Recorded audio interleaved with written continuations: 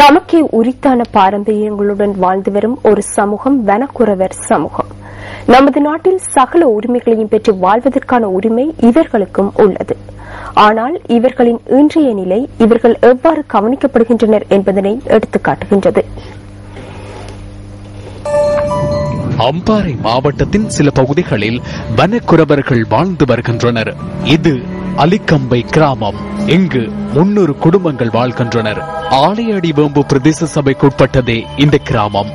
எனினும் இந்த கிராமத்திற்குள் நுழையும் போதே இந்த வீதிகளின் நிலை உள்ளூராட்சி மன்றங்களின் செயற்பாடுகளை எடுத்து எம்புகின்றன. நாங்க நடந்தான் தூரம் போகணும், வசதி இல்ல, பள்ளி பிள்ளைகளுக்கும் நல்ல வசதி இல்ல. உள்நாட்டு யுத்தத்தால் 1990ஆம் ஆண்டு இடம்பெயர்ந்து மீண்டும் இங்கு மீள்குடியேறிய இந்த மக்கள் இன்று எதிர்கொள்ளும் பிரச்சனைகளோ ஏராளம். ஆஸ்பத்திரி ஒன்றும் இல்ல, அக்கரமத்துக்கு போகணும் மருந்து வாங்குறதுக்கு.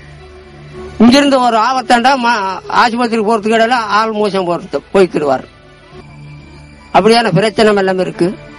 எங்களோட வீடுகள் இல்ல, குடிக்கிறதுக்கு தண்ணி இல்ல. எங்களோட குடும்பத்துல 10-15 பேர் அது இருக்கிறதுக்கு இடம் இல்ல. கூலி வேலை, பாம்பாட்டுதல், மீன்பிடி உள்ளிட்ட பாரம்பரிய தொழில்களை நம்பியே இவர்களின் வயிறு நிறைகிறது. ஆனா தொழிலுக்கு போறண்டாலும் தொழில் கடும் கஷ்டம் எங்களுக்கு. ஆனா தொழில அம்மாமார்கள் கதிர் புறக்கிற, புல்லு புடுங்குற எல்லா வசதியும் இல்ல எங்களுக்கு. நாங்க பெரிய கஷ்டமா தான் இருக்கு. இந்த சமூகம் அரசியல் ரீதியாகவும் அனாதைகளாக்கப்பட்டுள்ளமை மறுக்க முடியாத உண்மை.